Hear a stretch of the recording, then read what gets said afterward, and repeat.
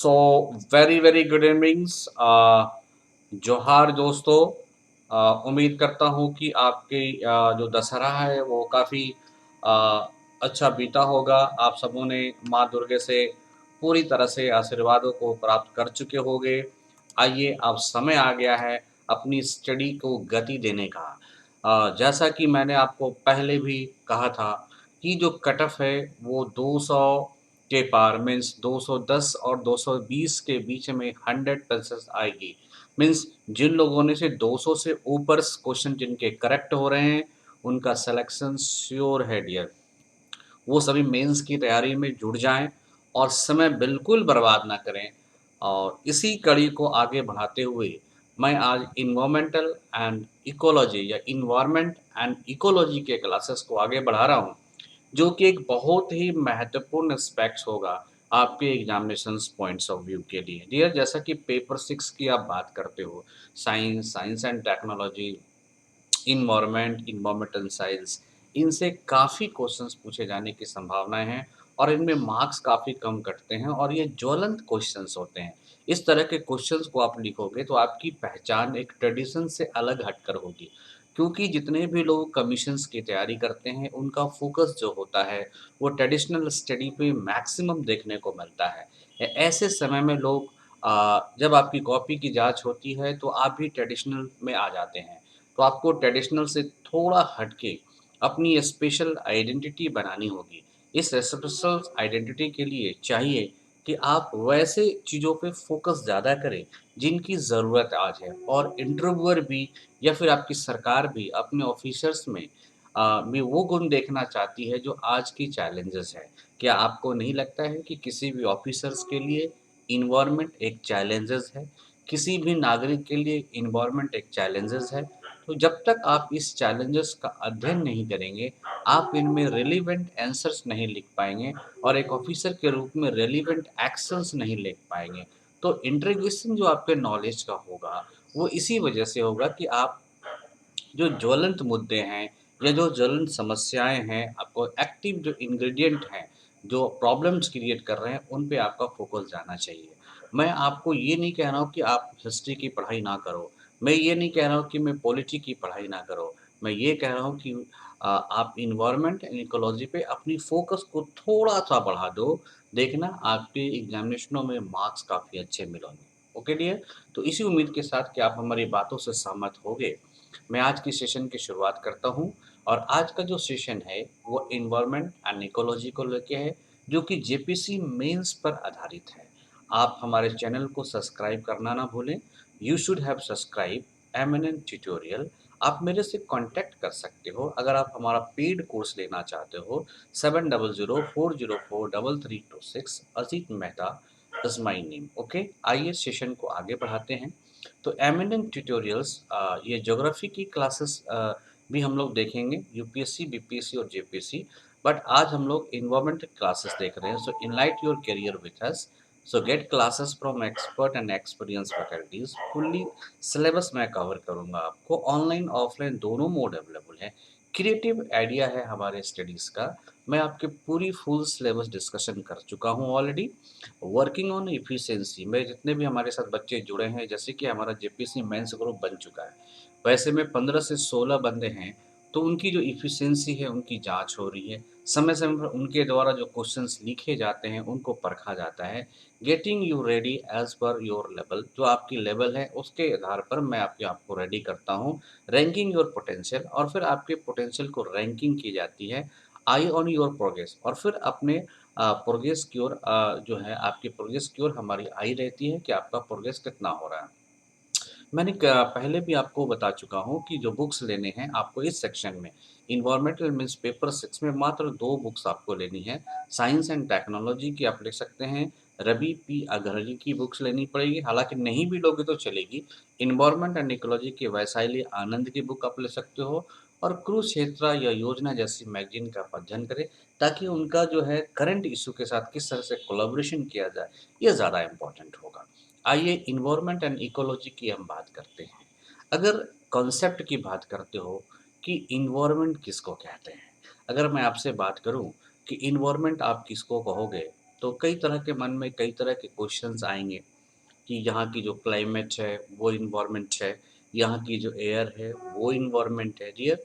अगर वहाँ की क्लाइमेट हो, अगर वहाँ की एयर्स हो या फिर वहाँ के टेम्परेचर्स हो या फिर वहाँ की ह्यूमिडिटीज़ हो, अगर किसी ख़ास इकोसिस्टम के साथ अगर कोई इफ़ेक्ट डालता है, सपोज़ करो यहाँ पे एक्स इकोलॉजी है, वाई इकोलॉजी है, ये दोनों मिलके एक इकोसिस्टम का निर्माण करते हैं और यहाँ पे इसकी हिट है, ये जो टेम्परेचर है, ये जो प्रेशर है, ये जो ह्यूमिडिटी है, इन सबों का जो प्रभाव इस पारिस्थितिक तंत्र या इकोसिस्टम पे पड़ता है, तो ये कहते हैं कि ये इसका क्या है, एनवायरनमेंट है या इसे हम एनवायरनमेंट कह सकते हैं। अगर हम बात करते हैं कि कॉन्सेप्ट को साइंटिफिक तरीके से कॉन्सेप्ट की बात करोगे, तो आप ये समझ लो कि एनवायरनमेंट की जो सबसे पहली जो व्याख्या है, जो एनवायरनमेंट के बारे में आप समझ सकते हो मेरी बातों को मैं क्या कहना चाह रहा हूँ कि एनवायरनमेंट टर्म की जो यूज़ हुई है, वर्ड की जो यूज़ हुई है, वो इनवॉयरन है। इसका मतलब क्या होता है सराउंडिंग। जैसा कि मैंने आपको बताया कि एक पारिस्थितिक तंत्र के चारों ओर जितने भी सराउंडिंग हैं, चाहे वो एयर हो, ह्यूमिडिटीज़ हो, इन सबों को हम लोग सराउंडिंग के असर में डालते हैं और उनका जो इफ़ेक्ट पड़ता है वही एनवायरनमेंट हुआ। तो एनवायरनमेंट शब्द का ही मतलब होता है सराउंडिंग और इसको फर्स्ट रिकॉर्डेड यूज़ किया गया था वर्ल्ड में पहली बार, वो चार्ली चार्ली इन 1827 में और फिर इसको इम्प्लीमेंट किया गया था 1956 में। 2 बातों को याद रखिएगा। The term first used by the Charlie in 1827 और जो उन्होंने कॉन्सेप्ट ऑफ एनवायरनमेंट को दिया था, ओके। 1956 में इसे इम्प्लीमेंट किया गया था। अगर हम बात करते हैं इन्वायरमेंटल मीनिंग की, तो environment can be defined as a sum total of all living and non living elements. जो पूरे लिविंग और नॉन लिविंग एलिमेंट्स होते हैं एंड देयर इफेक्ट और वो उसका जो प्रभाव दैट इन्फ्लुएंस ह्यूमन लाइफ, जो मानव जीवन को क्या करता है, प्रभावित करता होगा, इन्फ्लुएंस करता होगा, उसे हम लोग क्या कहते हैं, इन्वायरमेंट कहते हैं। वाइल ऑल लिविंग और बायोटिक एलिमेंट्स आर एनिमल्स, तो जितने भी लिविंग होते हैं उसको हम लोग बायोटिक होते कहा जाता है या फिर वो animal, plant and forest, fisheries and birds. और नॉन लिविंग क्या आते हैं, एबायोटिक एलिमेंट्स आता है including water, land, sunlight, rock and air. तो इन्वायरमेंट को आप डिफाइन कर सकते हो कि जितने भी बायोटिक और एबायोटिक कंपोनेंट्स होते हैं वो किस तरह से वहाँ की ह्यूमन लाइफ को इन्फ्लुएंस करते हैं, इसे हम लोग इन्वायरमेंट कह सकते हैं, ओके।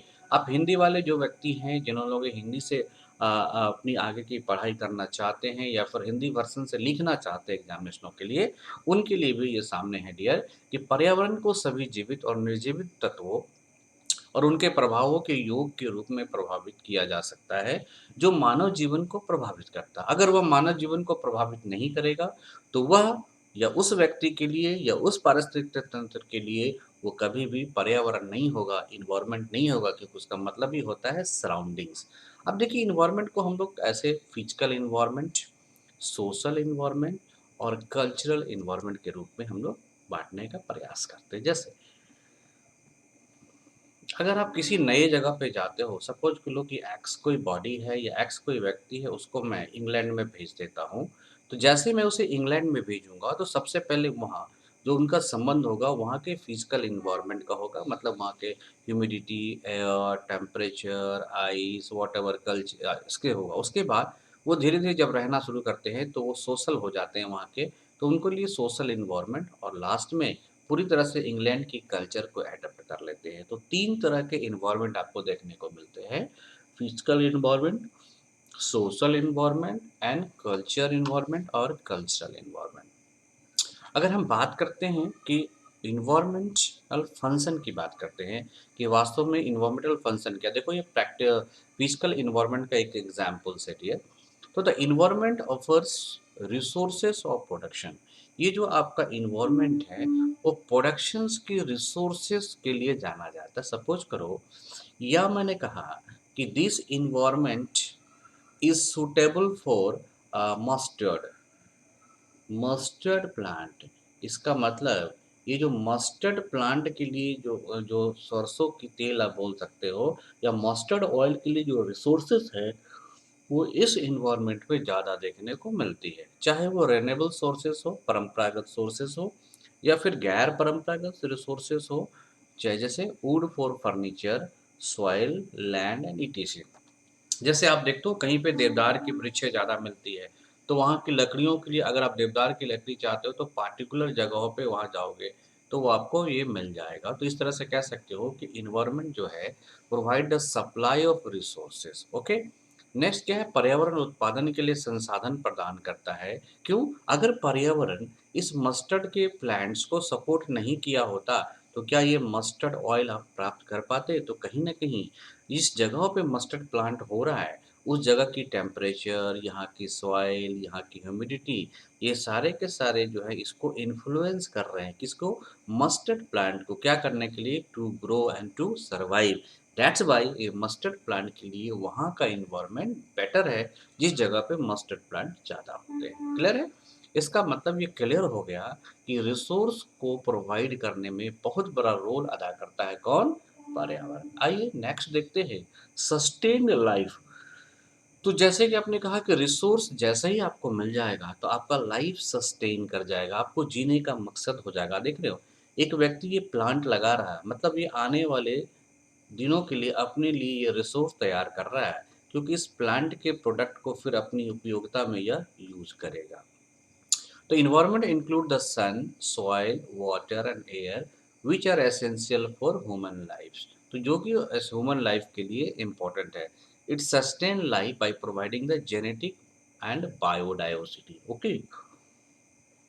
मान लो यह कोई व्यक्ति है, इस पार्टिकुलर इन्वायरमेंट पे किसी आपका फिगर होगा तो डरिएगा मत।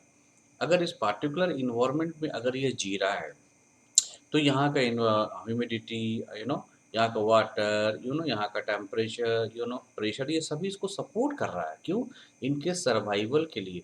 तो क्या करेगा, जब भी व्यक्ति कोई सर्वाइव करता है, इसकी एक टेंडेंसी होती है, ये अपनी रेस को डेवलप करता है। रेस डेवलप करने का मतलब क्या है? ये अपने जैसा एक दूसरा मानव भी तैयार करने की टेंडेंसी रहती है, या लाइफ की टेंडेंसी रहती है। ये तभी कर सकता है जब वहाँ का इन्वायरमेंट इसको सपोर्ट करे टू सर्वाइव, देन फिर रिप्रोडक्शन, फिर नया प्रोडक्शन। इससे क्या होगा?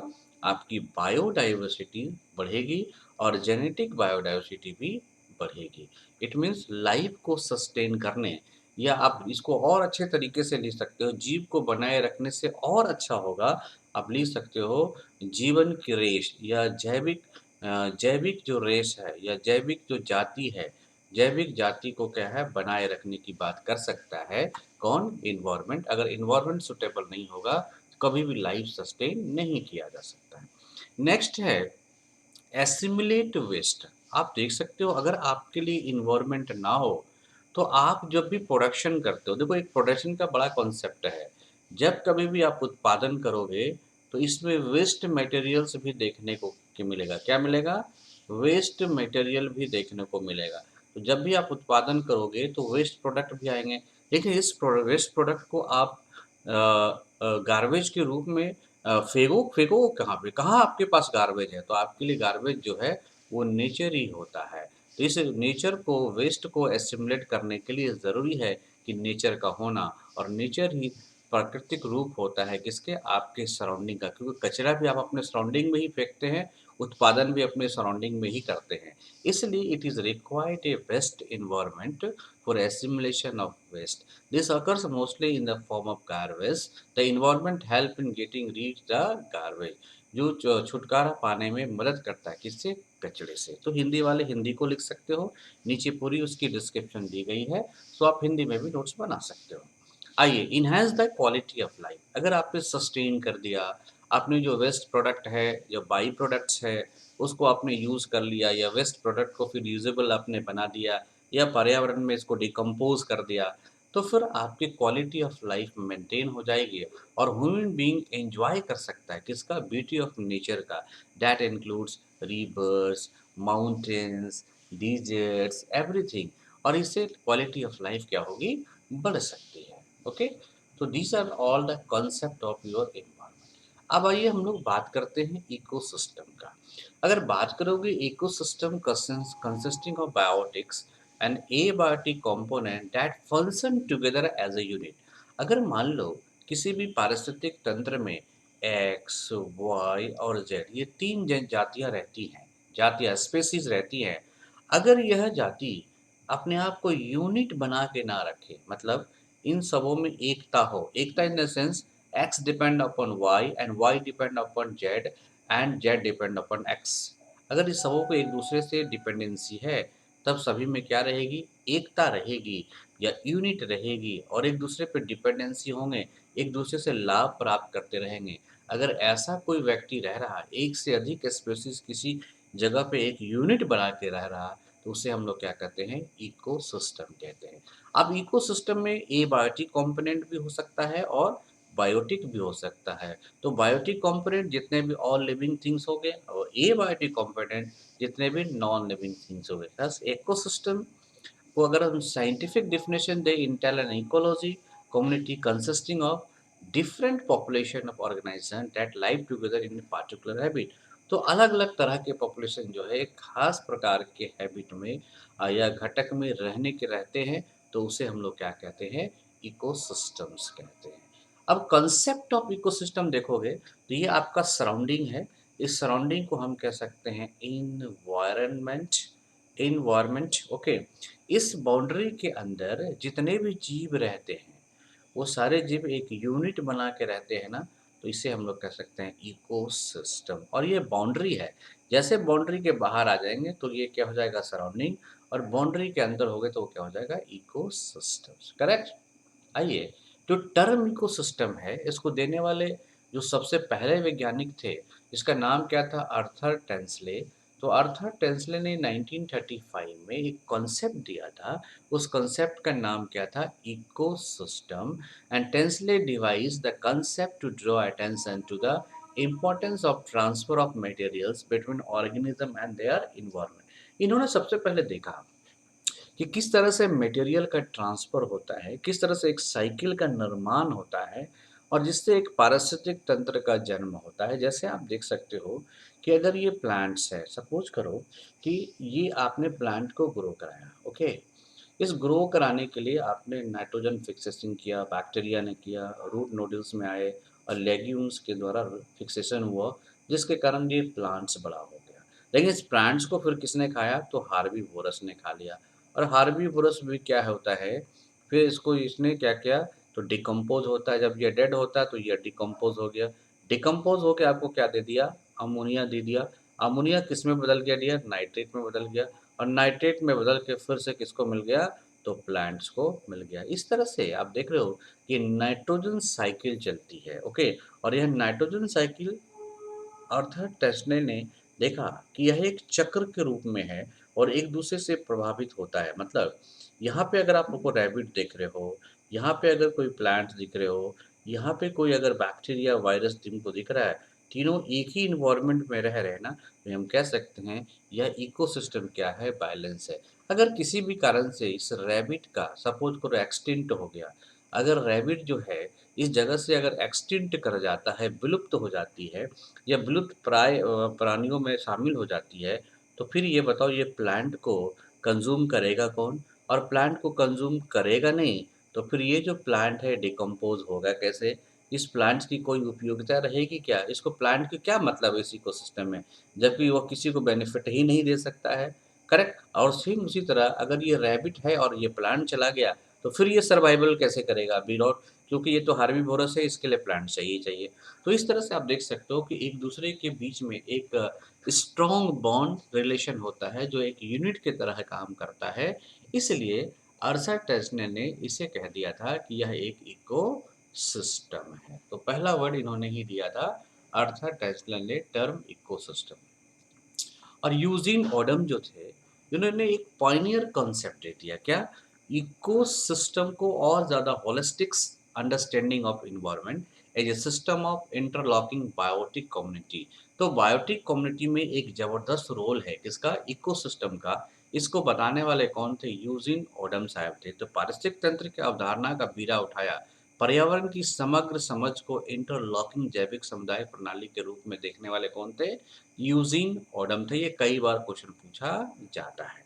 देखिए भारत में भी रामदेव मिश्रा थे जिन्हें father of ecology in India कहा जाता है। ये बीएचयू में थे और बीएचयू में सबसे पहले भारत में इन्वायरमेंट की पढ़ाई जो है बीएचयू में शुरू हुई और इनका देन किसको है तो रामदेव मिश्रा जी को है। तो और इन्हीं के प्रयास से गवर्नमेंट ऑफ इंडिया ने national committee for environmental planning and cooperation 1972 शुरुआत किया था। ओके, तो काफ़ी इंपॉर्टेंट है। पूछा जाएगा national committee for environmental planning and coordination की स्थापना कब हुई? 1972 में हुई। ओके, किनके प्रयास से? तो रामदेव मिश्रा जी के प्रयास से। ओके, तो आप देख सकते हो इस तरह से आप इकोसिस्टम को डिफाइन कर सकते हो। Okay, so ecosystem the living community of plant and animal in any area together with the non-living component of the environment such as soil, air, climate, landform and water constitute the ecosystem. The ecosystem is the unit and way of study of ecology. In other words, any system which consists of living community and non-living community functioning together in various cycle can be called an ecosystem. तो एक various cycle में एक जीवन चक्र से दूसरे जीवन चक्र, दूसरे से तीसरे, तीसरे से चौथे, चौथे से पांचवें जीवन चक्र में कंटिन्यूअस अगर लाइफ सस्टेन कर रहा है, एक यूनिट मान के लाइफ सस्टेन कर रहा है, तो आप समझ लेना कि यह क्या है? एक इकोसिस्टम है। और अगर ऐसा नहीं है तो यह इकोसिस्टम नहीं है। इसके हिंदी वर्जन भी मैंने लिख रखा है। अब structural aspects of the ecosystem. Ecosystem का स्ट्रक्चरल एस्पेक्ट्स क्या है? The component that makes us structural aspects of ecosystem include, मतलब आप देख सकते हो कि इकोसिस्टम में कौन कौन से कारक हो सकते हैं, कौन कौन से स्ट्रक्चर हो सकते हैं। तो पहला कौन है? इनऑर्गेनिक एस्पेक्ट्स है, जिसमें carbon, nitrogen, carbon dioxide, water. दूसरा क्या है? ऑर्गेनिक है, जिसमें प्रोटीन, कार्बोहाइड्रेट्स, लिपिड्स। और तीसरा क्या है? Climate, regime, okay, temperature, moisture, light and topography. और चौथा क्या है? प्रोड्यूसर्स लाइक प्लांट्स और मैक्रो मैक्रो कंज्यूमर्स। तो मैक्रो कंज्यूमर में देखो कौन है? फैगोट्रॉप्स जैसे लार्ज एनिमल्स। और छठा क्या है? माइक्रो कंज्यूमर है, saprotrophs, absorbers, fungi, etc. Okay, so these all are the macro and micro components of the ecosystem. Correct? अब देखिए फंक्शनल एस्पेक्ट्स ऑफ इकोसिस्टम की हम लोग आते हैं कि इकोसिस्टम में फंक्शनल कौन कौन। ये तो जो मैंने आपको स्लाइड दिखाया ना डियर, ये क्या है? उसके कंपोनेंट है, किसके? इकोसिस्टम के स्ट्रक्चर है कि उनमें क्या होंगे? इनऑर्गेनिक्स होंगे, उसमें क्या होंगे? ऑर्गेनिक्स होंगे, उसमें कौन होंगे? क्लाइमेट्स होंगे, उसमें कौन होंगे? प्रोड्यूसर्स होंगे, उनमें कौन होंगे? लार्ज एनिमल्स होंगे, उनमें क्या होंगे? स्मॉल एनिमल्स होंगे। ओके, अब आते हैं देखते हैं कि इनके कौन कौन से फंक्शनल एस्पेक्ट्स है। जैसे अगर हम एनर्जी साइकिल को पढ़ते हैं, फूड चेन को पढ़ते हैं, डाइवर्सिटी पढ़ते हैं, interlinkage between organism, nutrition cycle पढ़ते हैं, बायोकेमिकल साइकिल पढ़ते हैं, वाटर साइकिल पढ़ते हैं, कार्बन साइकिल पढ़ते हैं, नाइट्रोजन साइकिल, ऑक्सीजन, या फिर इसमें इवोल्यूशंस करते हैं, तो सारे के सारे इकोसिस्टम के एस्पेक्ट्स पाए जाते हैं। इसको मैंने हिंदी में भी लिख रखा है, ऊर्जा चक्र, खाद्य श्रृंखला, विविधता मतलब बायोडाइवर्सिटी, पोषक चक्र आप बोल सकते हो, जैव भू रासायनिक चक्र, जल चक्र, कार्बन चक्र, नाइट्रोजन चक्र और ऑक्सीजन चक्र और विकास। ये सारे के सारे पार्ट है किसके? इकोसिस्टम के हैं। जैसे ऊर्जा चक्र बनाओगे तो सभी को खाद्य मिलेगा, भोजन मिलेगा, और भोजन मिलेगा तो जैविक विविधता आएंगी, अलग अलग जीव स्पीसीज सर्वाइव करेंगे, वेरिएशन देंगे, उत्पादन कर सकते हैं, फिर उनको पोषक मिलेगी, फिर क्या होगा? उनका विकास होगा। ओके, तो इकोसिस्टम को हम एक एज ए स्मॉल यूनिट मान सकते हैं, और कह सकते हैं एक छोटा सा चींटी से लेकर बड़े बड़े स्किन अर्थ तक का हम लोग स्टडी कर पाते हैं किसमें? इकोसिस्टम में। अगर हम इकोसिस्टम को डिवाइड करते हैं ब्रॉडली, तो इकोसिस्टम को दो भागों में ब्रॉडली डिवाइड करेंगे। पहला कौन है? टेरेस्ट्रियल, मतलब जो कि आपको लैंड पे रहते हैं, या लैंड बेस्ड इकोसिस्टम, मतलब यह ऐसा पारिस्थितिक तंत्र है जो जमीन पर है, लैंड पे है। दूसरा एक हमारा पारिस्थितिक तंत्र पानी के अंदर चलता है, जिसे एक्वाटिक कहा जाता है। और this form the two major habitat and condition of the earth all living organism का ये दूसरा होता है, एक टेरेस्ट्रियल, दूसरा एक्वाटिक्स। अब क्या होता है? उसको फिर हम लोग सब ग्लोबल लेवल पे इसको हम लोग डिवाइड कर सकते हैं। जैसे बायोजियोग्राफिकल में हम लोग डिवाइड कर सकते हैं, तो एक यूरेशिया, दूसरा कौन है? तो साउथ ईस्ट एशिया, तीसरा कौन है? तो ओरिएंटल लिम्स, नॉर्थ अमेरिका, चौथा क्या है तो साउथ अमेरिका, और पांचवा क्या है अफ्रीका, छठा क्या है Australia and Australia realms at the, ये हम लोग ग्लोबल लेवल पे बांट देते हैं, मतलब अब जितने कॉन्टिनेंट है उस कॉन्टिनेंट को बांट दो।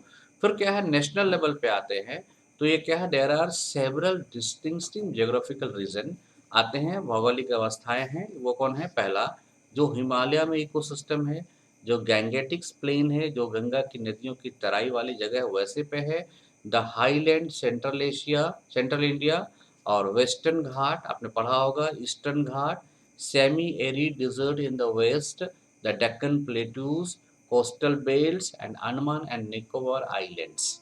लक्षद्वीप आपने क्यों नहीं लिया, क्योंकि लक्षद्वीप में काफ़ी कम लाइफ है, तो इस तरह से हम वहाँ पे एक स्ट्रॉन्ग इकोसिस्टम की कामना नहीं कर सकते। Okay, at an even more local level, और हम इसे लोकलाइज लेवल पर डिस्ट्रीब्यूट करते हैं। तो each area have several structure and function identifiables ecosystem such as different type of forest.